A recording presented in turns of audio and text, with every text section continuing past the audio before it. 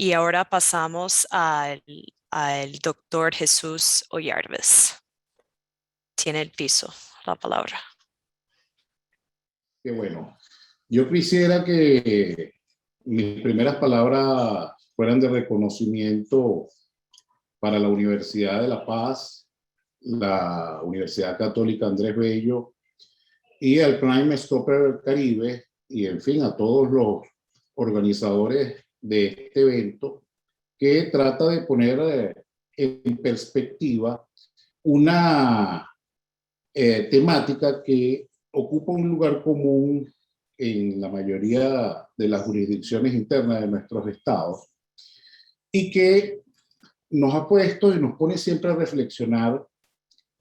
sobre todo con el objetivo primordial de este encuentro, que era el cambio de perspectivas de cómo enfrentar los ilícitos por vía marítima. ¿Cómo? Y eso, una vez escuchado todas las intervenciones magistrales, el doctor Aurelio Fernández Concheso, Carla Andrade y el doctor Javier Rodrigo de la Rusea, nos pone a reflexionar de modo, pero permanentemente. Es decir, no sirve que vengamos a lo mejor con un discurso con algunas ideas preconcebidas. Por una consideración muy simple, nosotros nos enfrentamos a un negocio muy bueno. Es un negocio de tráficos ilícitos que genera o mueve en su conjunto, por lo general, 300 billones de dólares al año, lo que significa que estamos hablando de la 21ª, 22ª economía del mundo. Por otro lado, he rescatado algunas cosas que me parecen sumamente interesantes y que fueron expuestas de forma muy clara por Aurelio Fernández Concheso. Él hacía referencia a tres circunstancias fundamentales y es muy lamentable que nosotros coincidamos en que nuestro país pasa a formar parte, si se quiere, de un lugar privilegiado de lo que significa la delincuencia organizada transnacional. Aurelio Fernández decía que iba a referirse a las experiencias prácticas referidas al caso venezolano, con lo cual coincidimos en su totalidad, y en eso también hizo algunas consideraciones de cómo se cometen estos delitos sin el conocimiento de la tripulación y las autoridades, por lo cual también, desde la perspectiva de la cooperación policial, desde la perspectiva de Interpol, Carla Andrade hablaba de la multiplicidad de los actores y dentro del marco general, el doctor Rodrigo de la Rusea terminó concluyendo sobre la pobreza de los instrumentos y la fragmentación jurídica internacional que nosotros tenemos para enfrentar el tema. Yo considero que uno de los hitos fundamentales que tenemos que encarar es el cambio de identificación de los actores. No estamos hablando de simples redes, no estamos hablando de simples cárteles como se hacía tradicionalmente. Yo creo que hoy en día, y sobre todo tomando en cuenta el caso venezolano, y por eso rescato nuevamente las palabras de Aurelio Fernández Concheso, hay que tener y rescatar la categoría de Estado delincuente, de Rouge State, como actor fundamental del crimen organizado. Insisto, es un negocio extraordinariamente bueno y esto no es una categoría que es ajena al derecho o a la política internacional. La delincuencia organizada funciona y se redefine cotidianamente. Ayer o anteayer, Juan Carlos Sainz, nuestro hermano Juan Carlos Sainz Borgo, señalaba con mucho asombro que él no podía concebir cómo, por ejemplo, DHL pudiera participar en un entramado de delincuencia organizada internacional, como tampoco hoy nosotros pudiéramos concebir que detrás de grandes bufetes, de grandes firmas de abogados, se escuden grupos de delincuencia organizada internacional para ver cómo lavan el dinero y generan recursos también para esos grupos de delincuencia organizada transnacional, y ver también cómo colocan esos fondos en sucursales de los más variados paraísos fiscales en el mundo. Entonces, la categorización de la existencia de un Estado delincuente subyace en la expresión de cleptocracia. Es decir, me refiero a una mezcla de intereses, un cierto maridaje, que a partir de lo económico rompe cualquier diferencia en el campo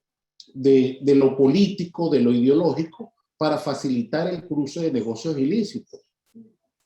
Entonces era muy simple. Cuando Aurelio Fernández decía, ¿qué hacemos, por ejemplo, con el tráfico de hidrocarburos y cómo esos 120.000 barriles se pueden traficar en el mar? Es con la aquiescencia de un Estado delincuente,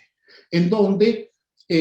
no hay diferenciación, no hay colores, no hay ideología para dar paso única y exclusivamente a las negociaciones ilícitas que impone la ambición del dinero. Por otro lado, hay un ejemplo que tiene mucho que ver con el tema de los tráficos y sobre todo con respecto a la seguridad y a la protección marítima, y que con mucha vergüenza lo tenemos que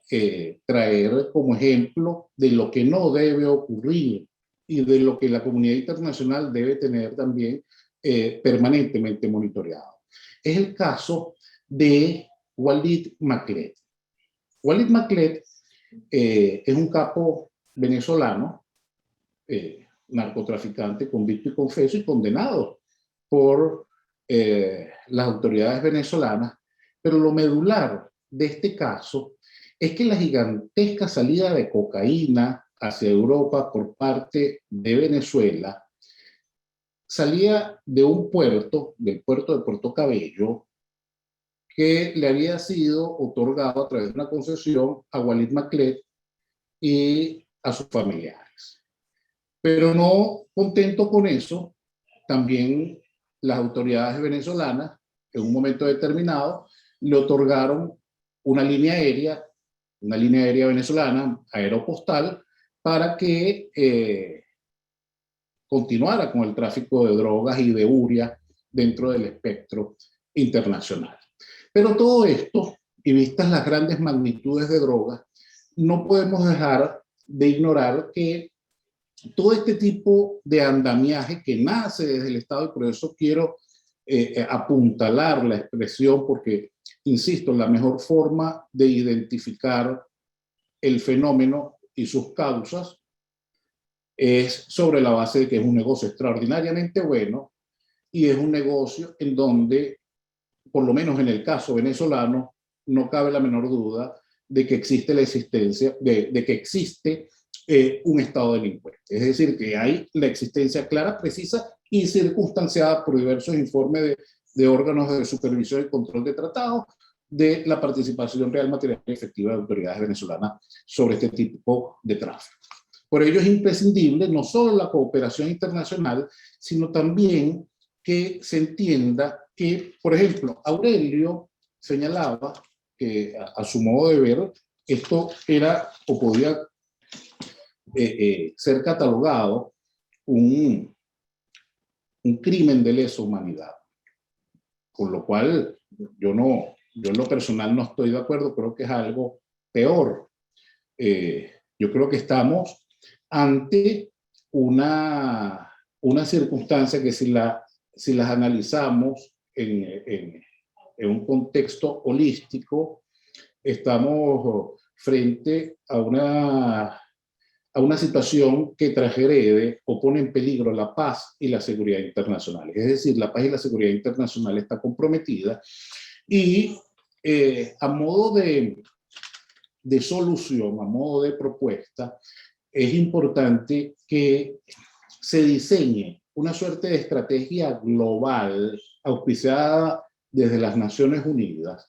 en donde esa pobreza jurídica que Javier Fernández señalaba y que por supuesto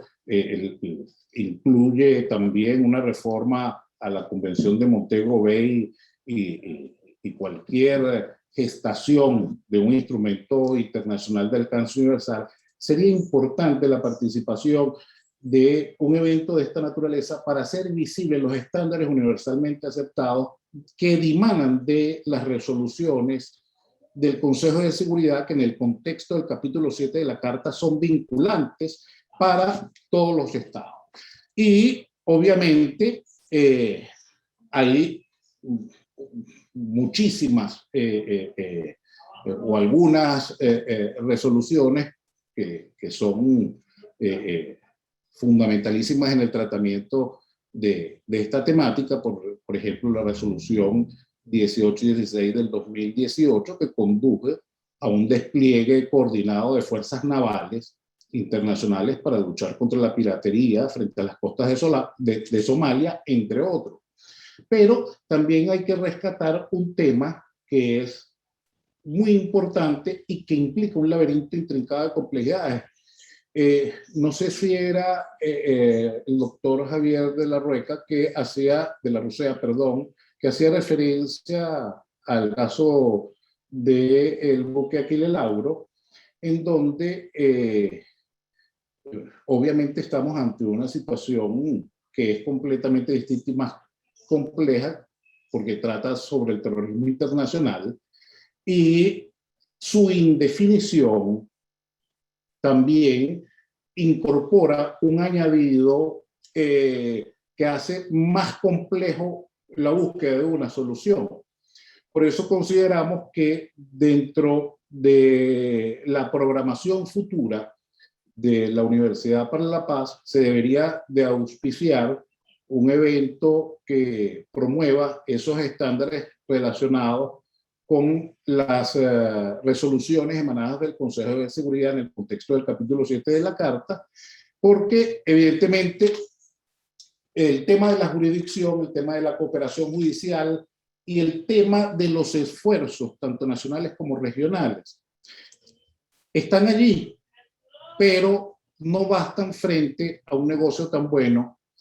y frente a la participación clara y artera de actores que se suponen que en el ejercicio de su soberanía deben cuidar al ciudadano y fortalecer la paz y la seguridad internacional, y que por el Doctor, contrario lo que hacen es tiene, comprometerla. gracias. Definitivamente es nuestro deber como parte de la academia fortalecer estos marcos jurídicos a través de foros como este y teniendo en cuenta esta complejidad que tiene la criminalidad organizada en cuanto a funcionar como una empresa. Usted bien lo dice que el mismo Estado venezolano creó una línea Arial como parte del Estado para promover estas actividades. Entonces, como un ponente bien lo puso el martes, estas organizaciones criminales tienen recursos humanos, tienen un departamento de finanzas. Entonces, de nuestra parte de la academia, también tenemos que promover esta misma complejidad en cuanto a unir esfuerzos y fortalecer los marcos jurídicos que tenemos a nivel internacional. Muchísimas gracias por su intervención.